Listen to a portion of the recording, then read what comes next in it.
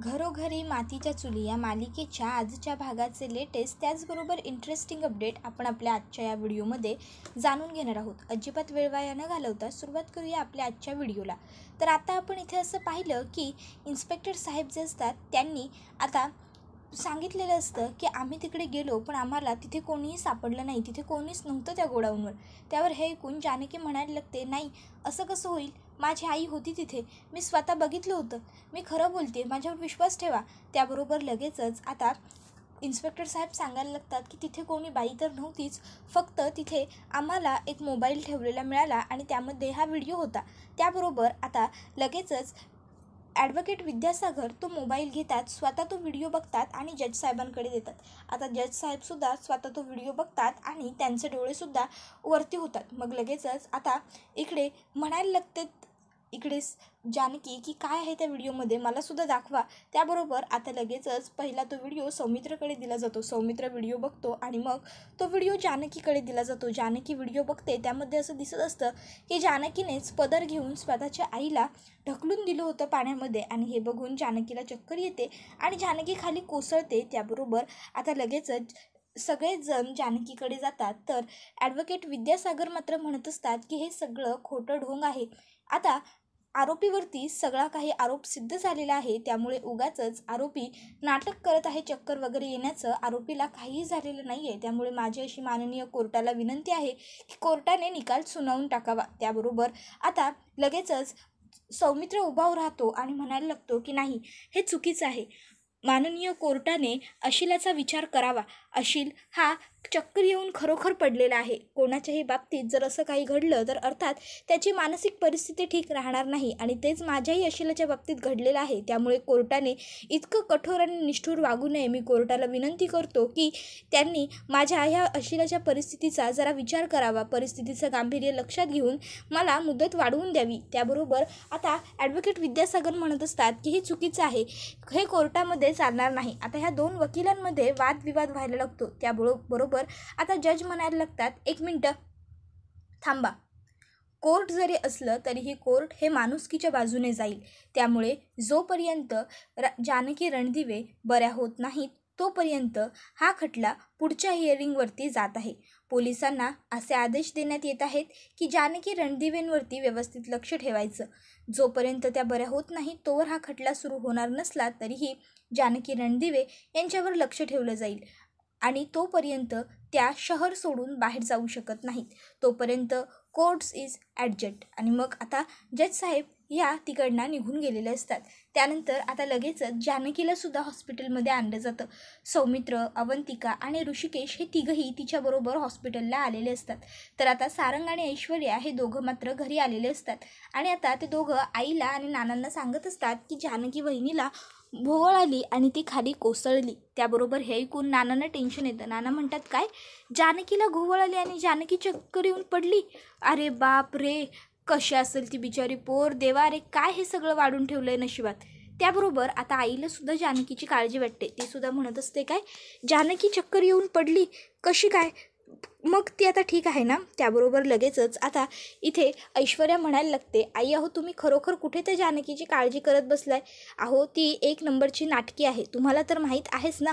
मग तरीही तुम्हाला त्या जानकीची काळजी वाटते आहे का?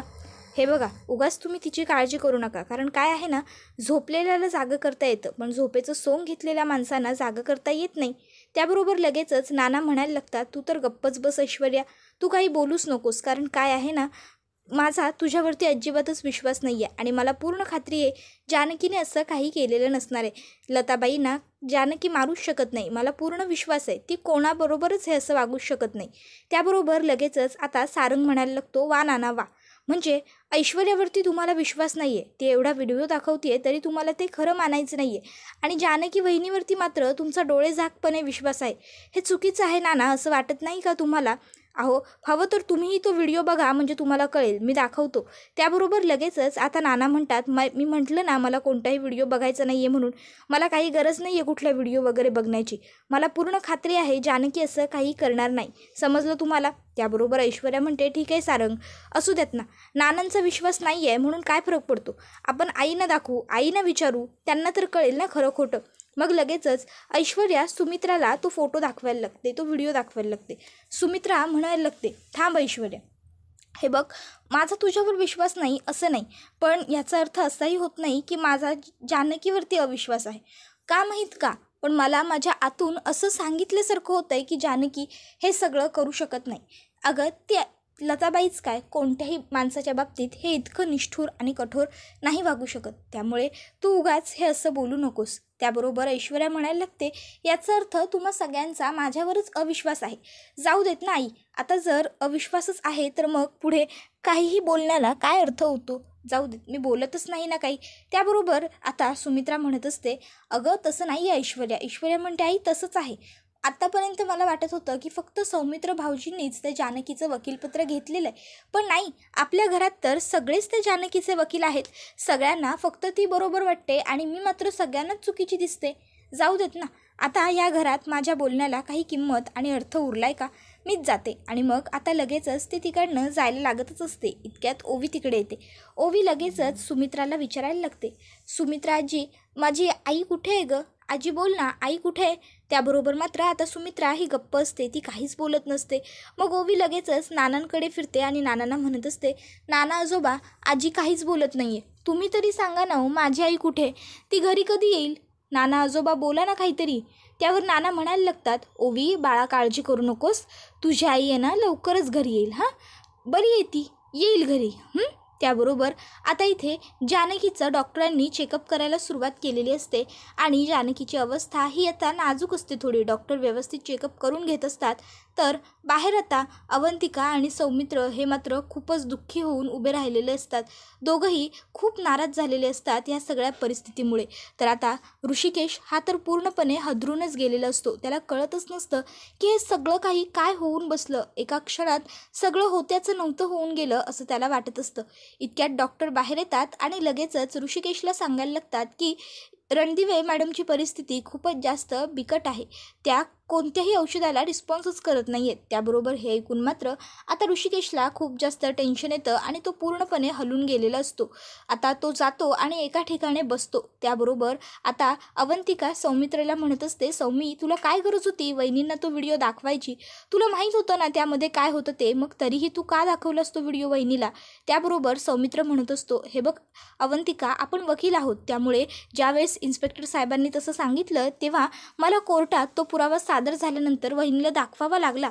त्याबरोबर इथे आता लगेचच सौमित्र हा ऋषिकेशकडे येतो आणि त्याच्या हातावरती हात ठेवत म्हणतो, दादा काळजी करू नकोस, हे बघ सगळं व्यवस्थित होईल आणि वहिनीला काही होणार नाही आहे. तू उगाचच्या उगाच जास्त टेन्शन घेतोयस. आपण आहोत ना सगळे, आपण वहिनीला काही होऊच द्यायचं नाही. वहिनी लवकर बरी होईल, मला पूर्ण विश्वास आहे. त्यानंतर तो अवंतिकाबरोबर बोलायला लागतो. तोपर्यंत आता इकडे ऋषिकेशला जानकी दिसते आणि जानकी ऋषिकेशला सांगत असते, ऋषिकेश काय चाललंय तुमचं? ऋषिकेश रणदिवे कधीपासून हारायला लागले? हे बघा, तुम्ही असं हरून चालणार नाही. तुमच्या खांद्यावरती संपूर्ण घराची जबाबदारी आहे. आई, नाना, तुमची भावंडं सगळी तुमची वाट बघतायत ऋषिकेश. आणि तुमची जानकी तुमच्या ह्याच तर खांद्यावरती शांतपणे डोकं ठेवून विसावते ना. मग हे बघा, आपल्याबरोबर कोणीच नसलं ना तरी परमेश्वर आपली साथ कधीच सोडत नाही. त्यामुळे तुम्हाला कळतंय ना मी काय सांगते ते? ऋषिकेश समजतंय ना? त्यावर ऋषिकेश होकार देतो आणि उठून सौमित्रला सांगतो, सौमित्र मी आलो, तुम्ही इथेच थांबा. सौमित्र म्हणतो, हो मी ठेवतो दादा लक्ष वहिनीवरती. आणि मग आता ऋषिकेश हा तिकडनं निघतो.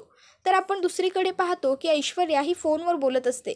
हो हो हो, सगळे प्रॉपर्टीचे पेपर्स माझ्याच नावावरती आहेत. नाही, त्या सारंगचं काय एवढं? हो, तुम्ही एक काम करा, आपण लवकरात लवकर डील करून घेऊ, मग पुढचं काय ते पुढे बघता येईल. हो चालेल. हो, आता हे हो चालेल आपण करून घेऊ, प्रॉपर्टीचे पेपर माझ्याच नावावर आहेत, हे बोलणं सारंगने ऐकलेलं असतं. सारंग विचार करतो, ऐश्वर्या मला तर गंडवत नाही आहेत ना, मला एकदा खात्री करूनच घेतली पाहिजे. मग आता सारंग हा खात्री करण्यासाठी स्वतःच्या खोलीत येतो आणि खोलीत येऊन तो लगेचच कपाटातनं प्रॉपर्टीचे पेपर्स काढतो आणि ते उघडून बघतो. तर काय, त्यामध्ये फक्त ऐश्वर्या रणदिवे एवढंच लिहिलेलं असतं. म्हणजे त्याच्या लक्षात येतं की सगळी प्रॉपर्टी फक्त ऐश्वर्याच्या नावावर आहे. मग त्याला ऐश्वर्याचे शब्द आठवू लागतात. सारंग, रणदिवेंची सगळी प्रॉपर्टी फक्त तुम्हा एकट्याच्या नावावर असणार. म्हणजे कोण? सारंग पुरुषोत्तम रणदिवे. काय, बरोबर ना? त्याबरोबर आता सारंग म्हणायला लागतो, याचा अर्थ ऐश्वर्याने माझी फसवणूक केली, माझ्याशी खोटं बोलले ऐश्वर्या. आणि मग आता ऐश्वर्या खोलीत आलेली असते. ऐश्वर्या सारंगच्या हातामध्ये ते प्रॉपर्टीचे पेपर बघते आणि घाबरून जाते. ऐश्वर्या सारंगला म्हणत असते, सारंग तुम्ही. त्यावर सारंग म्हणतो, गप्प बसा ऐश्वर्या, काहीच बोलू नका. ऐश्वर्या ही ताबडतोब घाबरते, डचकते. तर दुसरीकडे ऋषिकेश हा देवळात आलेला असतो आणि देवळात आता देवी आईला तो साकडं घालत असतो. देवी आई, माझ्या जानकीला लवकरात लवकर बरं वाटू देत. अगं आजपर्यंत तुझ्या उंबरठ्यावरती तिने अनेकांसाठी डोकं टेकली, मग आज तिच्याचबरोबर तू हे का होऊन देतेस? असं म्हटलं जातं की जो तुझ्या दारात येतो त्याचे हक तू कायम ऐकतेस. माझी जानकी रोज तुझ्या दारात यायची, मनोभावी तुझी सेवा करायची, तुझी आरती करायची, मग तरीही हे सगळं दुःख, हे सगळं दारिद्र्य नेहमी माझ्या जानकीच्याच बाबतीत का? माझी जानकी लवकरात लवकर शुद्धीवरती येऊ देत आणि तिला बरं वाटू देत. त्याबरोबर आता लगेचच ऋषिकेशने जानकीला बरं वाटावं यासाठी घंटानाद करायला सुरुवात केलेला असतो. बराच वेळ होऊन जातो तरीही ऋषिकेश घंटानाद करायचा थांबलेला नसतो. लोक आसपास बघायला लागतात. तर आपण इथे पाहतो की ऐश्वर्या ही सारंगला म्हणत असते, सारंग हे बघा प्लीज, तुम्ही जरा शांत व्हा, शांतपणे माझं ऐकून घ्याल तर मला तुम्हाला काय सांगायचं आहे हे व्यवस्थित समजवता येईल, पण प्लीज शांत व्हा. सारंग म्हणत असतो, ऐश्वर्या मला तुमचं काही ऐकायचं नाही आहे आणि तुमचं काही सांगितलेलं पटणारसुद्धा नाही आहे. अहो विश्वासघात केला आहे तुम्ही, माझा विश्वासघात, कळतं आहे का तुम्हाला? अहो मी सगळं ऐकलं तुमचं, कुटुंबांबरोबर खोटं बोललो, त्यांना फसवलं, त्यांना लुबाडलं. अहो मला आता आरशासमोर उभं राहिल्यावर माझीच ओळख पटणार नाही, इतकं बदललं आहे मी स्वतःला फक्त तुमच्यासाठी. का तर तुम्ही एक शब्द म्हणालात फक्त, ऐश्वर्या माझं तुमच्यावर प्रेम आहे म्हणून. त्यावर ऐश्वर्या म्हणते, हो मग आहेच सारंग, आपण एक टीम आहोत. त्यावर सारंग म्हणतो, नाही ऐश्वर्या नाही, तुमचं प्रेम नाही आहे माझ्यावरती, आपण कधीच टीम नव्हतो. मी फक्त माझ्या रणदिवे कुटुंबियांची टीम आहे, आमची टीम आहे खरी. तुम्ही फसवलंत मला ऐश्वर्या, तुम्ही आमची टीम फोडलीत, पण आता नाही, आता बास. आता मी ताबडतोब खाली जाऊन सगळ्यांना खरं सांगून टाकणार आहे मी सगळ्यांना की तुम्ही फसवले सगळ्यांना, तुम्ही सगळी प्रॉपर्टी स्वतःच्या नावावर करून घेतली. असं म्हणत सारंग आता प्रॉपर्टीचे पेपर्स उचलतो आणि तिकडनं जायला लागतो. ऐश्वर्या म्हणते, ठीक आहे सारंग जा, सांगा तुम्ही घरच्या सगळ्यांना तर सांगा, पण त्याबरोबर पोलिसांनाही बोलवा, पोलिसही येऊ दे, मला अटक करून घेऊन जाऊ दे आणि माझ्याबरोबर या निष्पाप जीवाला सुद्धा नेऊ दे. त्याबरोबर आता सारंग ऐश्वर्याकडे येतो आणि ऐश्वर्याला म्हणतो, ऐश्वर्या काय म्हणालात? ऐश्वर्या म्हणते, काही नाही. सारंग म्हणतो, निष्पाप जीव वगैरे आता काहीतरी म्हणालात तुम्ही ऐश्वर्या, मी ऐकलं, बोला परत, काय म्हणालात? त्यावर ऐश्वर्या म्हणत असते, सारंग बाई जेव्हा गरोदर असते, 2 जीवांची असते, तेव्हा तिला दुसरं काय म्हणणार, हेच म्हणणार ना. तुम्ही जाऊन सांगा, सगळं सांगा पोलिसांना. त्याबरोबर आता सारंग म्हणत असतो, म्हणजे ऐश्वर्या तुम्ही म्हणजे मी म्हणजे. त्यावर ऐश्वर्या म्हणते, हो सारंग, प्रेग्नंट आहे मी, आई होणार आहे मी आणि तुम्ही बाबा. त्याबरोबर हे ऐकून सारंगला खूप आनंद होतो. सारंग विचारतो, पण हे सगळं कधी? त्यावर ऐश्वर्या सांगत असते, सारंग अहो त्या दिवशी पार्टीमध्ये आपण ड्रिंक करत होतो तेव्हा आपल्यात ते जाऊ देत ना सारंग, मी तुम्हाला सगळं सांगणारच होते, पण आपल्या घरात हे कोर्ट कचेरी सगळं चालू आहे त्यामुळे सांगायचं राहून गेलं. परवा दिवशी मला थोडं मळमळत होतं, चक्कर वाटत होतं, म्हणून मग काल मला त्याचा अर्थ कळला. त्याबरोबर सारंग म्हणत असतो, ऐश्वर्या अहो एवढी मोठी बातमी तुम्ही मला का सांगितली नाही? ऐश्वर्या ही पुन्हा खोटं तर बोलत नाही आहे ना, याचं कन्फर्मेशन घेण्यासाठी सारंग तिला विचारतो, पण नक्की तुम्ही खरं बोलताय ना ऐश्वर्या? ऐश्वर्या म्हणते, तुम्ही माझ्यावर एवढा विश्वास ठेवू शकता सारंग, मी एवढं मोठं खोटं कसं बोलीन? मग सारंग ऐश्वर्याला म्हणतो, अहो पण मग तुम्ही हे मला आधी सांगितलं असतं तर काय झालं असतं? त्यावर ऐश्वर्या म्हणते, सारंग अहो मी तुमच्यापासून प्रॉपर्टीचं सुद्धा लपवणार नव्हते, पण ती जानकी कशी आहे तुम्हाला माहीत आहे ना, मला वाटलं गोड गोड बोलून ती तुमच्याकडून प्रॉपर्टीच्या कागदांवरती सह्या करून घेईल आणि मग आपल्या बाळाला काय राहील, म्हणून मी आपल्या बाळाच्या भविष्याचा विचार करून हा निर्णय घेतला आहे. खरंच सांगते मी, मला माफ करा सारंग. त्यावर सारंग म्हणत असतो, अहो करणार ना, करणार, मीच तुम्हाला माफ करणार, दुसरं कोण करणार आहे? मी आहे कायम तुमच्याबरोबर आहे. आणि ऐश्वर्या हो किती विचार करता तुम्ही आपल्या दोघांचा, तुम्ही आज मला जगातला सगळ्यात मोठा आनंद दिला आहे, मी खूप खुश आहे ऐश्वर्या, तुम्हाला सांगूही शकत नाही इतका आनंद झाला आहे मला. अहो तुम्ही आई आणि मी बाबा होणार, केवढी मोठी गोष्ट आहे ही, तुम्हाला माहिती आहे का ऐश्वर्या? त्याबरोबर ऐश्वर्या म्हणते, सारंग हळू. सारंग लगेचच म्हणतो, हो सॉरी ऐश्वर्या, खरंच आता छोटा गुंडेश या घरात येणार, सगळीकडे लगबग होणार, धावपळ होणार, सगळं वातावरण आनंदी होणार, असं सगळं तो म्हणत असतो. इतक्यात सुमित्रा त्या ठिकाणी येते आणि सुमित्राने आता हे ऐकलेलं असतं. सुमित्रा म्हणते, काय सारंग तू बाबा होणार आणि ऐश्वर्या तू आई? तर आपण दुसरीकडे पाहतो की ऋषिकेश हा घंटानाद करत असतो आणि घंटानाद करता आता त्याच्या हातातून पार रक्त आलेलं असतं. तरीही ऋषिकेश हा थांबलेला नसतो. ऋषिकेश हा तरीही घंटा वाजवत असतो. आसपासच्या सगळ्याच लोकांना हे सगळं बघून खूप मोठा आश्चर्याचा धक्का बसत असतो. सगळ्यांनाच कळत नसतं की हे सगळं ऋषिकेश काय करतोय. लोकांमध्ये कुजबूज होत असते. तर दुसरीकडे जानकी ही शुद्धीवरती आलेली असते. सिस्टर ताबडतोब जाते आणि ही गोष्ट सौमित्र आणि अवंतिकाला सांगते. त्याबरोबर सौमित्र हा अवंतिकाला सांगतो, जा तू वहिनीकडे जा, तोवर मी दादाला फोन करून सगळं सांगतो. मग सौमित्र ऋषिकेशला कॉल करतो आणि सांगत असतो, दादा वहिनी शुद्धीवरती आली. त्याबरोबर ऋषिकेश आता देवीचे आभार मानतो. माझं गारानं तू ऐकलंस आणि माझी बायको शुद्धीवरती आली असं तो म्हणत असतो. त्याबरोबर आता जे पंडित असतात, पुजारी, ते ऋषिकेशला सांगत असतात की अरे देवीला एवढ्या मनापासून तू हाक मारलीस आणि देवीने ऐकली नाही असं कसं होईल. देवी आपल्या प्रत्येक भक्ताचं कायम ऐकते. ती कधीच कोणत्याही भक्ताला एकटं सोडत नाही. काळजी करू नकोस. जानकी शुद्धीवरती आली आहे ना, आता बघ, आता हळूहळू तुमचं सगळं व्यवस्थित होईल, सुरळीत होईल. त्याबरोबर ऋषिकेशला बरं वाटतं. तर दुसरीकडे आपण पाहतो की सुमित्रा ही सुद्धा देवघरात प्रार्थना करत असते. आता जसं घरामध्ये आणखीन गोड बातमी दिलीस तशीच आता जानकीसुद्धा लवकर बरी होऊ देत देवा. पाठीशी उभा राहा आमच्या. घरातलं सगळं अरिष्ट दूर होऊन जाऊ देत. इतक्यात नानासाहेब जोरजोरात हाका मारायला लागतात. सुमित्रा सुमित्रा सुमित्रा बाहेर येते आणि नानांना म्हणते, हे घ्या नानासाहेब, साखर घ्या. त्यावर नाना म्हणतात, सुमित्रा तू काय करतेस असं.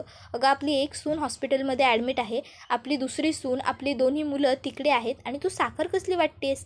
त्यावर सुमित्रा म्हणत असते, अहो नानासाहेब, आपली एक सून जरी हॉस्पिटलमध्ये असली तरीसुद्धा घरात देवाने दुसरी गोड बातमी दिली आहे की. अहो आपला सारंग आणि ऐश्वर्या आईबाबा होणार आहेत. त्याबरोबर आता ऐश्वर्या आणि सारंग खाली आलेले असतात.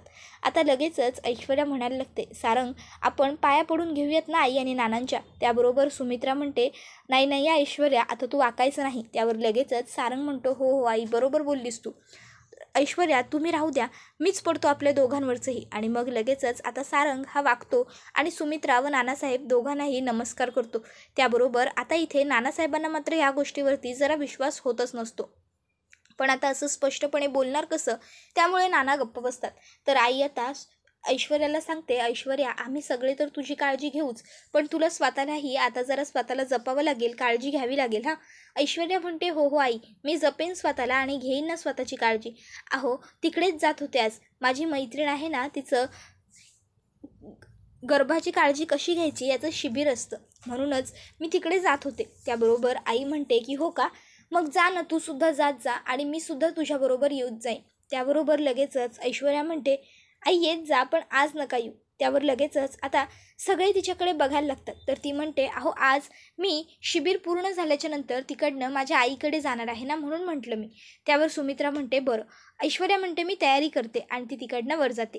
तर आपण दुसरीकडे पाहतो की जानकी ही शुद्धीवरती आलेली असते. जानकीला शुद्धीवर आलेलं बघून सगळ्यांनाच खूप आनंदही झालेला असतो. जानकी तोंडाचा ऑक्सिजन मास्क काढते आणि म्हणत असते, ऐश्वर्याने मुद्दामून माझा बदला घेण्यासाठी माझ्या आईला त्रास द्यायचा प्रयत्न केला. मी ऐश्वर्याला सोडणार नाही तिला अद्दल घडवली तर मी जानकी नाही. आणि मग जानकी उठण्याचा प्रयत्न करत असते, पण जानकीला काही इथे जमत नसतं. त्याबरोबर लगेचच अवंतिका जानकीला हात लावते, पायांना धरते आणि म्हणते, जानकी वहिनी प्लीज नका उठू, स्टॉप इट. त्याबरोबर लगेचच आता ऋषिकेशसुद्धा जानकीच्या हात धरतो. मग सौमित्र हा जानकीला म्हणत असतो, वहिनी थांब, काळजी करू नकोस. हे बघ, आपण त्या ऐश्वर्याला असं सुखी नाहीच सोडायचं. तिला चांगली अद्दल ही आपण घडवायचीच. पण आधी तू बरी हो. तू बरी झाल्याच्या नंतर आपण तिला सगळे मिळून तुझा हिसका दाखवू. त्याबरोबर आता इथे अवंतिकासुद्धा म्हणत असते, हो वहिनी, पण सध्या आपल्यासाठी तुमचं बरं होणं हेच खूप महत्त्वाचं आहे. त्याच्यापेक्षा फार काहीच नाही आहे आपल्यासाठी. तर आता इकडे सारंग हा ऐश्वर्याचा पाठलाग करत असतो आणि पाठलाग करत करत तो बघतो काय, ऐश्वर्या ही तिच्या 2 मैत्रिणींना भेटलेली असते. त्या एका पबमध्ये आलेल्या असतात आणि मग पुढे ऐश्वर्या ही तिच्या मैत्रिणींना सांगत असते की मी त्या मूर्खाला सांगितलं मी प्रेग्नंट आहे आणि त्याला माझ्यावर विश्वासही पटला. आता तोपर्यंत इकडे सारंगने एका वेटरकडून त्याचे कपडे घेतलेले असतात आणि ऑर्डर ऐश्वर्याच्या टेबलावर घ्यायला तो स्वतःच गेलेला असतो. आणि तिथे टेबलावर गेल्यावर आता ऐश्वर्या तिच्या मैत्रिणींना हेच सांगत असते की मी सारंगबरोबर खोटं बोलले, मी त्याला सांगितलं मी प्रेग्नंट आहे आणि त्याला हे पटलंही. आता हे ऐकून मात्र सारंगला खूप मोठा धक्का बसलेला असतो. त्याला कळतच नसतं की ऐश्वर्या इतकं नीच कसं काय वागू शकते, एवढी मोठी गोष्ट ती खोटी कशी काय बोलू शकते. पण आता तो तिला तिथे काहीच सांगत नाही. तो ऋषिकेशकडे येतो, जानकीकडे येतो आणि स्वतःला मारत असतो. तो म्हणत असतो, दादा वहिनी अरे मला मारा, मी मारच खाण्याच्या लायक आहे, थोबडा मला थोबडा. त्याबरोबर आता लगेचच ऋषिकेश आणि जानकी त्याला थांबवतात आणि म्हणतात, काय चाललंय तुझं? सारंग सांगायला लागतो की मी ऐश्वर्याच्या नादी लागून तुम्हा सगळ्यांशी खूप चुकीचं वागलो. ऐश्वर्याने आपली सगळी प्रॉपर्टी स्वतःच्या नावावर करून घेतली आहे. तिने मलाही फसवलं, आपल्या सगळ्यांना फसवलं वहिनी. त्यावर जानकी ही काही बोलत नसते. तर आता लगेचच इकडे सारंग म्हणत असतो, वहिनी मला माफ कर, मी सुद्धा फसवलं तुम्हा सगळ्यांना, मी सगळं तोडून टाकलं. त्यावर जानकी म्हणते, आता जे तुटलंय ते जोडायचं. हो सारंग भाऊजी, आता जे तुटलंय ना ते जोडायचं. ऐश्वर्यासारखंच आता आपण हे ऐश्वर्याबरोबर वागायचं आणि पुन्हा एकदा आपलं घर एकत्र आणायचं. कळलं तुम्हाला? त्याबरोबर आता जानकी ही ऋषिकेश, सारंग आणि ती तिघंही ठरवतात की आता ऐश्वर्याबरोबर युतीने वागायचं आणि तिला चांगली अद्दल घडवायची. त्याबरोबर हा व्हिडिओ इथेच संपतो. व्हिडिओ आवडला तर व्हिडिओला लाईक करा. चॅनलवर नवीन असाल तर चॅनलला सबस्क्राईब करा आणि बेल आयकॉन आठवणीने प्रेस करा, जेणेकरून तुम्हाला पुढच्या प्रत्येक व्हिडिओचं नोटिफिकेशन मिळत जाईल. पुढचा व्हिडिओ येईपर्यंत धन्यवाद.